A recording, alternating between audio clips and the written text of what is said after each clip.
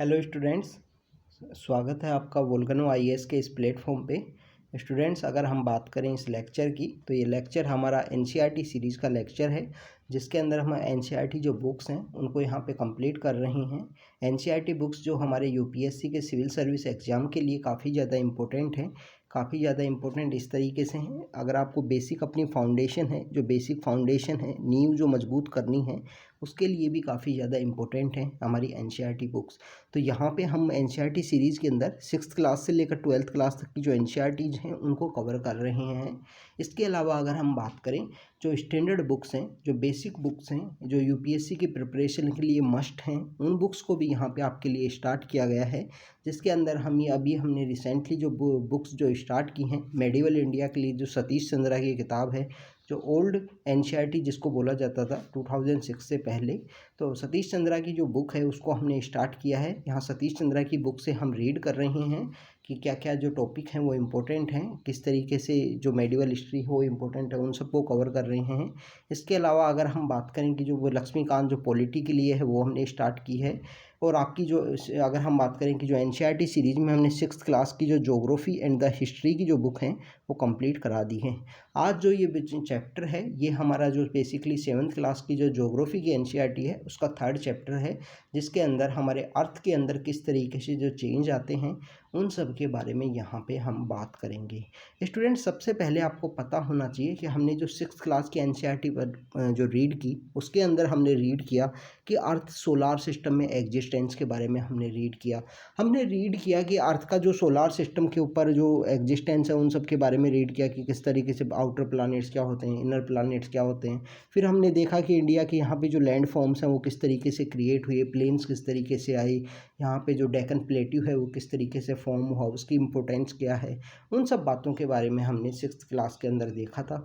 7th class की जो book है उसका नाम है आवर इन्वायरमेंट। इन्वायरमेंट से रिलेटेड जो हमारे अर्थ के सिस्टम से रिलेटेड जो इम्पोर्टेंट बातें हैं उन सबको यहाँ पे कवर किया गया है।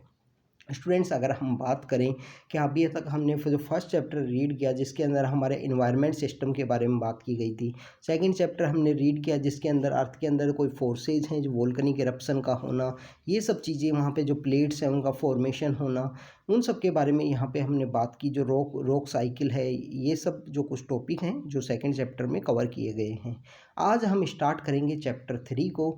Chapter 3 is basically about the earth के जो इंटीरियर में और एक्सटीरियर में जो चेंज आते हैं उसके बिहाइंड में क्या एजेंट्स हैं जो रोल प्ले करते हैं।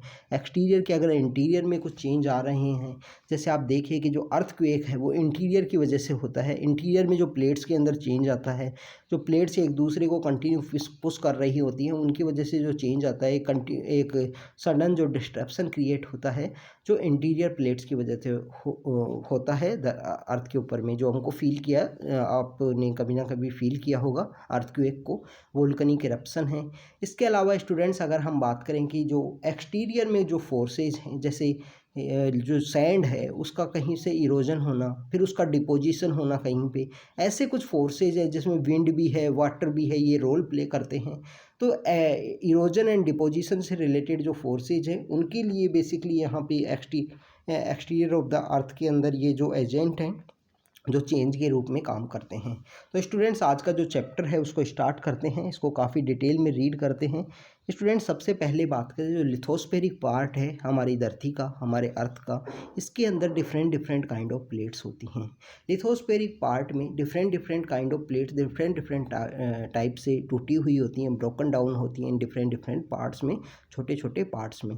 ये जब डिफरेंट प्लेट्स जो होती हैं, जो अलग अलग प्लेट हैं जो ब्रोकन हो गई हैं, तो छोटे छोटे हिस्सों के अंदर टूट गई हैं, ये जो प्लेट हैं ये कंटिन्यू मूवमेंट होता रहता है। ये basically interior of the earth के बारे में बताया जा रहा है कि वहाँ पे जो प्लेट के अंदर जो मूवमेंट होता रहता है, बाहर भी मूवमेंट तो है, इरोजन की वजह से, डिपोजिशन की वजह से जो मूवमेंट है, पर यहाँ बेसिकली इंटीरियर के बारे में बताया गया है कि उन प्लेट्स के अंदर जो बेसिकली मैग्मा होता है, मोल्टन मैग्मा होता है, और जो यहाँ पे जो मूवमेंट कराता है, सर्कुलर मैनर में मूवमेंट होगा। मूवमेंट एक कंटिन्यूअस प्रोसेस है, मूवमेंट यहाँ पे एक कंटिन्यूअस प्रोसेस है। कंटिन्यूअस प्रोसेस होने की वजह से मूवमेंट यहाँ कंटिन्यूअस है, और कंटिन्यूअस जो मैग्मा है इनसाइड द अर्थ मूवमेंट के अंदर होता है। जब वोल्केनिक इरप्शन में वो सडनली एक साथ में ब्रस्ट आउट होगा, वहाँ से बाहर निकल के आएगा। तो स्टूडेंट्स ये सब हमने देखा। यहाँ पे हम फोर्सेज के बारे में देखते हैं कि अर्थ के अंदर जो मूवमेंट होते हैं, जहाँ पे इंटीरियर में जो एंडोजेनिक फोर्सेज हैं, एक्सोजेनिक फोर्सेज हैं, वो कौन कौन से हैं। इंटीरियर में जो सडन चेंजेज आएंगे या डायस्ट्रोपिक जो फोर्सेज हैं, जिसमें बिल्डिंग ऑफ माउंटेन है, जो माउंटेन बिल्डिंग जिसके बारे में हमने रीड किया है अर्लियर प्रीवियस चैप्टर्स में, कि जो माउंटेन बिल्डिंग है उसका क्रिएट होना, कि अर्थ के अंदर एकदम से जो कुछ प्लेट्स हैं उनका अप एंड डाउन में मूवमेंट होना, और वहाँ से जो माउंटेन जो क्रिएट होती हैं प्लेट्स के मूवमेंट की वजह से।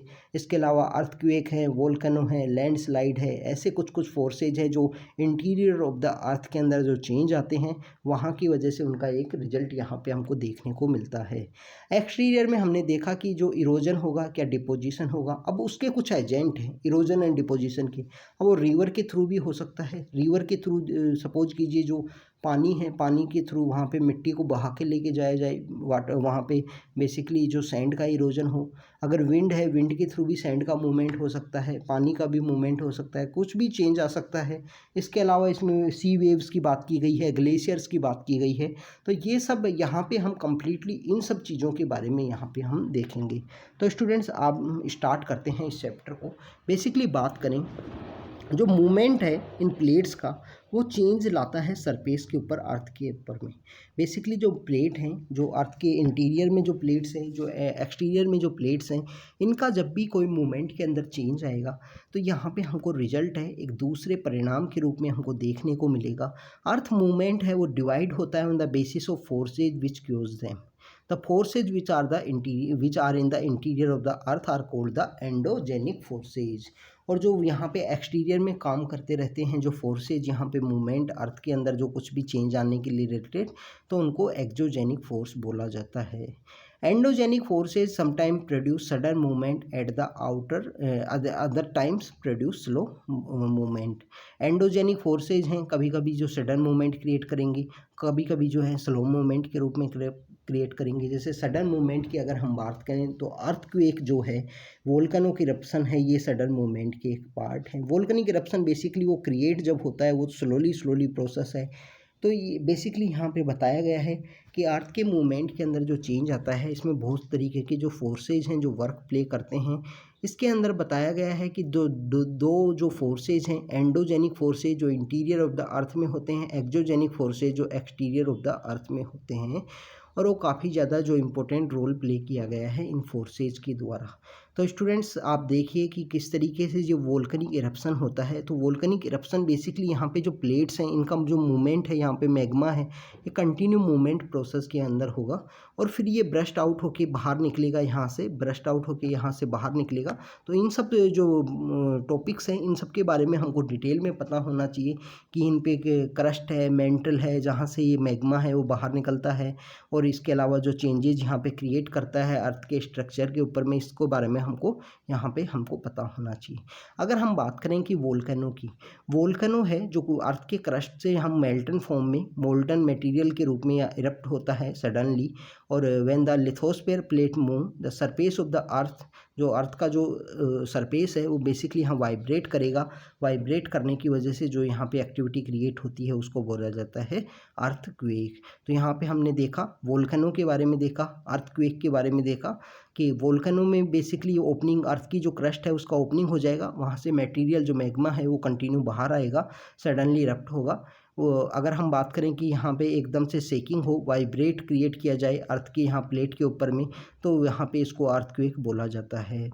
The place in the crust where movement start is called the focus. जहाँ अर्थ के क्रस्ट में, जहाँ से अर्थक्वेक में जहाँ मूवमेंट स्टार्ट होता है उसको यहाँ पे क्या बोला जाता है स्टूडेंट्स, फोकस बोला जाता है। और सरफेस पे जो फोकस का जो एरिया होता है उसको बोला जाता है एपी सेंटर के रूप में। तो स्टूडेंट्स जब भी अर्थक्वेक आता है आपको पता होता होगा, आपने देखा होगा न्यूज़पेपर्स में, न्यूज़ के अंदर में, कि एपी सेंटर की जो बात की जाती है कि अर्थक्वेक का जो एपी सेंटर था वो सेंटर कहाँ पे था, ये सब बताया जाता है। तो अर्थ के सरफेस पे जो एरिया होता है, जो प्लेस होता है, उसको एपी सेंटर बोला जाता है अर्थक्वेक का। और फोकस किसको बोला जाता है, फोकस यहाँ पे बताया जाता है जो अर्थ के जो क्रस्ट में जहाँ पे मूवमेंट स्टार्ट हुआ है उसको यहाँ पे बेसिकली बोला जाता है कि वो फोकस है इस अर्थक्वेक का। स्टूडेंट्स इसके अंदर जो डैमेज है, डैमेज के लिए अगर बात करें, the greatest damage usually closest to the epicentre and the strength of the earthquake decrease away from the centre. बिल्कुल सही बात है स्टूडेंट्स, जो भी एपी सेंटर होगा जिसके क्लोज में जो एरियाज होंगे वहीं पे सबसे ज़्यादा यहाँ पे डैमेज आपको देखने को मिलेगा जब भी आप अर्थक्वेक की बात करोगे। इसके अलावा आपको पता होगा कि जितना आप जो एपी सेंटर है उससे दूर जाओगे उतना आपको जो डैमेज है अर्थक्वेक का वो नहीं देखने को मिलेगा। इंडिया में जो बेसिकली अर्थक्वेक जो सबसे ज़्यादा आता है वो हिमालयन एरियाज़ के अंदर आपको देखने को मिलता है। हिमालयन एरियाज़ में, अंडमान एंड निकोबार के अंदर में, अंडमान एंड निकोबार में अर्थक्वेक के डिफरेंट रीजन हैं। हिमालयन एरियाज़ में जो अर्थक्वेक है उसके डिफरेंट रीजन हैं। इस चैप्टर के अंदर जो बुक के अंदर है, जो यहाँ पे जो गुजरात के अंदर अर्थक्वेक आया था उसकी बात की गई है। गुजरात के अंदर जो अर्थक्वेक आता है उसके भी डिफरेंट रीजन है। वहाँ पे 3 प्लेट्स का एक जगह सबमर्जेंस होना और 3 प्लेट्स का वहाँ जो बेसिकली डिस्ट्रप्शन क्रिएट किया जाता है उसकी वजह से वहाँ पे अर्थक्वेक आता है। तो बेसिकली हमने स्टूडेंट्स यहाँ वोल्केनिक इरप्शन के बारे में देखा, अर्थक्वेक के बारे में देखा। इसके अलावा अर्थक्वेक को बेसिकली प्रेडिक्ट नहीं किया जा सकता है। अर्थक्वेक को जो प्रेडिक्ट करना काफ़ी हार्ड है। ऐसे अभी रिसेंटली अगर कोई बेसिकली मशीन्स भी जो बनी हैं जो वार्निंग देती हैं तो इतना जल्दी वार्निंग नहीं बता सकते कि 2 डेज़ बैक के अर्थक्वेक आने वाला है। आपको कुछ सडन टाइम पहले अर्थक्वेक के बारे में बताया जा सकता है कि अर्थक्वेक आ सकता है। कुछ नेचर के कुछ ऐसे सिंबल्स भी होते हैं, कुछ नेचर के ऐसे साइंस भी होते हैं जिनके द्वारा यहाँ पे शो किया जाता है। जैसे स्नेक्स हैं, स्नेक्स बेसिकली अर्थ के उनका जो होल होता है उससे वो बाहर आ जाएंगी। इसके अलावा बताया जाता है कि जो स्नेक्स यहाँ पे बाहर आएंगे, जो फिश हैं वो एजिटेट करना स्टार्ट कर देंगी पॉन्ड के अंदर में। तो ये सब कुछ बातें बताई गई हैं। कुछ एनिमल्स के बिहेवियर के थ्रू आप इन चीज़ों को प्रेडिक्ट कर सकते हो। बेसिकली जो बुक ऐसी कोई अर्ली वार्निंग जो सिस्टम है जिसके अंदर बताया जाए कि अर्थक्वेक आने वाला है और 10 घंटे पहले या 12 घंटे पहले ऐसी कोई बात बता दी जाए, तो ऐसा नहीं पॉसिबल है प्रेजेंट समय में। आप देखिए कि जब भी कोई साइक्लोन आता है, जब भी कोई साइक्लोन आएगा तो बता दिया जाता है कि साइक्लोन इस समय में आएगा, ये साइक्लोन की आई है इस समय में यहाँ पे हिट करेगी। तो वो बेसिकली उसको प्रेडिक्ट किया जा सकता है, इंडियन मेट्रोलॉजिकल डिपार्टमेंट के द्वारा उसको प्रेडिक्ट किया जाता है। बट अर्थक्वेक को इस तरीके से जो प्रेडिक्ट किया जाना काफ़ी ज़्यादा इम्पॉसिबल है। इसके अलावा स्टूडेंट्स हम मेजर जो लैंड फॉर्म्स हैं उनके बारे में यहाँ पे बात करें। जो लैंडस्केप है बीइंग कंटिन्यूसली जो worn away from the 2 process weathering and the erosion. तो वेदरिंग एंड इरोजन जो एक्सटीरियर के अंदर जो प्रोसेस हैं जिनका काफ़ी ज़्यादा इंपॉर्टेंट है। वेदरिंग का बेसिकली मीनिंग क्या है? वेदरिंग का जो बेसिक मीनिंग ये है कि कोई भी जो सरफेस है, कोई भी जो रॉक है उसको ब्रेक डाउन करना different kind of the rocks में on the earth of the surface.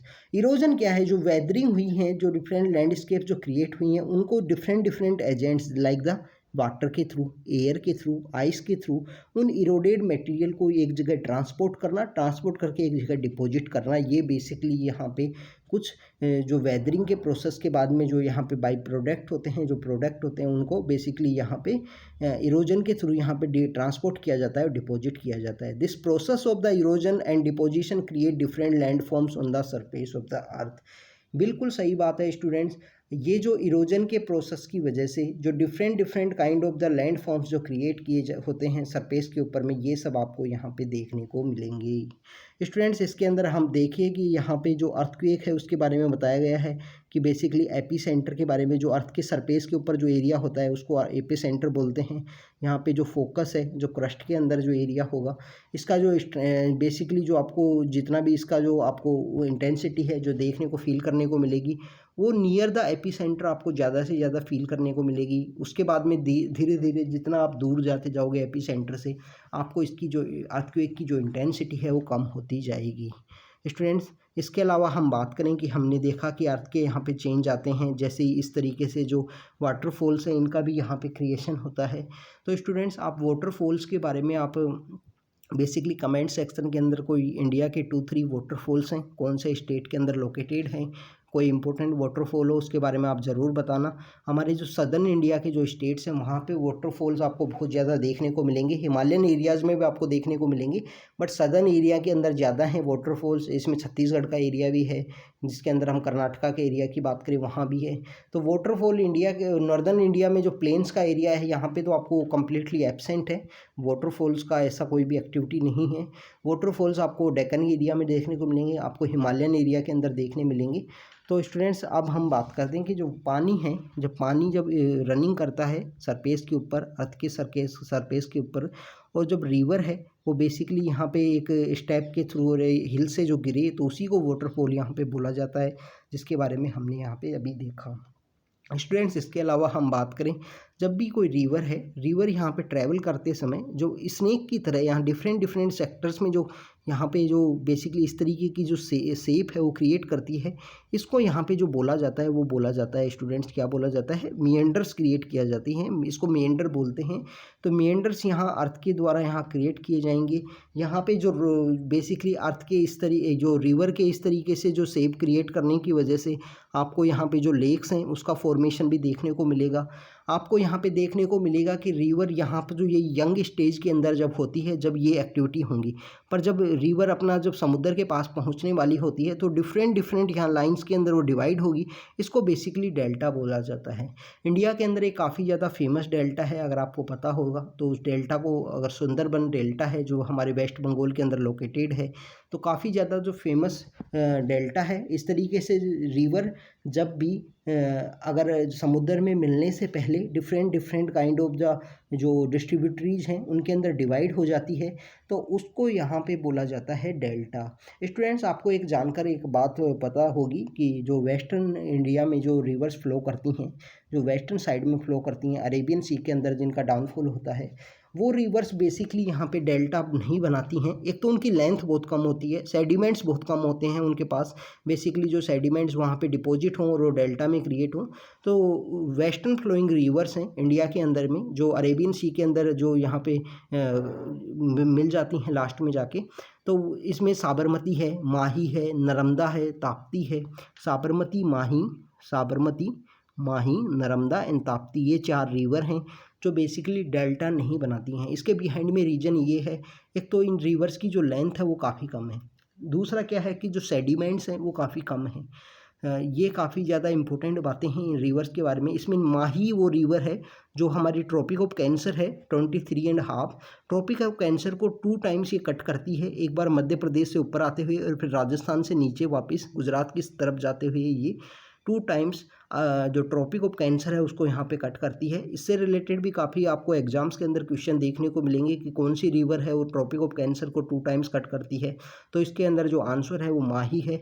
तो स्टूडेंट्स हमने देखा कि अर्थ यहाँ बेसिकली जो रिवर है उसके फ्लोइंग में किस तरीके से यहाँ पे अपनी एक्टिविटीज़ के थ्रू या different kind of the land forms create करती है, जिसके अंदर हमने लेक्स के बारे में देखा, मिएंडर्स के बारे में हमने देखा। इसके अलावा हमने देखा कि प्लेन्स एरिया में जब रिवर चली जाएगी तो वहाँ पे different kind of activities create करेगी, और जब यहाँ पे समुद्र के अंदर रिवर मिलने वाली होती है तो यहाँ पे डिफरेंट डिस्ट्रीब्यूटरीज में डिवाइड हो जाएगी, और इसी को डिफरेंट डिस्ट्रीब्यूटरीज को यहाँ पे क्या बोला जाएगा स्टूडेंट्स, डेल्टा। इसी को यहाँ पे बोला जाता है कि यही वो डेल्टा है जो रिवर समुद्र में मिलने से पहले क्रिएट करती है। तो स्टूडेंट्स हमने क्या क्या देखा, हमने देखा रिवर सिस्टम के बारे में देखा कि रिवर के अंदर यहाँ किस तरीके से चेंजेज आते हैं। अब हम देखते हैं कि सी वेव्स, जो समुद्र की लहरें हैं, उनका क्या रोल होता है। बेसिकली समुद्र की जो लहरें हैं वहाँ इरोजन एंड डिपोजिशन का जो कॉन्सेप्ट है उसका सबसे ज़्यादा इंपॉर्टेंट रोल वहाँ किया जाता है। तो समुद्र की जो लहरें हैं वो इरोज करेंगी, उसके अलावा लहरें ही वहाँ पे जो समुद्र की जो वेव्स हैं वही वहाँ पे रोल प्ले करेंगी, उनका डिपोजिशन हो। इसकी वजह से वहाँ पे आपको डिफरेंट काइंड ऑफ एक्टिविटीज़ हैं, डिफरेंट काइंड ऑफ स्ट्रक्चर्स हैं, वो आपको देखने को मिलेगी कि समुद्र के अंदर जो सी वेव्स हैं, सी वेव्स की वजह से जिस तरीके से आपको वहाँ पे क्या क्या वहाँ पे लैंडफॉर्म्स हैं वो क्रिएट होती हैं, तो उन सब के बारे में यहाँ पे आपको देखने को मिलेगा। इसके बाद में अगर आइस की बात करें तो यहाँ पे बताया गया है कि जो ग्लेशियर जो होते हैं, जो पहाड़ों के ऊपर जो बर्फ़ जो जमी होती है जिनको ग्लेशियर बोलते हैं, जो रिवर के लिए बेसिक काफ़ी इंपॉर्टेंट होते हैं। इंडिया में बहुत सारी ऐसी जो नॉर्दर्न फ्लोइंग रिवर्स हैं जो ग्लेशियर के ऊपर डिपेंडेंट हैं, इसलिए वो continue through out the year वो फ्लो करती रहती हैं। जैसे हम बात करें कि हमारी जो सदर्न इंडिया की जो रिवर्स हैं वो सीजनल रिवर्स हैं, रेनफॉल के ऊपर काफ़ी ज़्यादा डिपेंड होती हैं। अगर हम नॉर्दर्न इंडिया की रिवर्स की बात करें तो ग्लेशियर के ऊपर उनका ओरिजिन है, ग्लेशियर बेस है, तो थ्रू आउट द ईयर हैं वो फ्लो करती रहती हैं। तो ग्लेशियर है उसको रिवर ऑफ द आइस का रिवर बोला गया है। बेसिकली ये काफ़ी ज़्यादा इम्पोर्टेंट होते हैं। ये आपको जो हिमालयन सिस्टम है, जो हाई माउंटेन्स हैं, वहाँ पे आपको देखने को मिलेंगी। तो बेसिकली ग्लेशियर के बारे में यहाँ पे बताया गया है कि ग्लेशियर किस तरीके से होते हैं, किस तरीके से मेल्ट डाउन करेंगे। मेल्ट डाउन करने की वजह से ब्यूटीफुल जो लेक्स हैं वो क्रिएट होंगी माउंटेन्स के अंदर में, और काफ़ी ज़्यादा इंपॉर्टेंट होते हैं। मटेरियल कैरी करते हैं glacier such as the rock bigs and the small sand silt get deposit the deposit from the glacier moraines. तो स्टूडेंट्स इसके अलावा अगर हम बात करें कि यहाँ पे बेसिकली विंड के बारे में बताया गया है कि विंड का किस तरीके से काफ़ी ज़्यादा इंपॉर्टेंस है।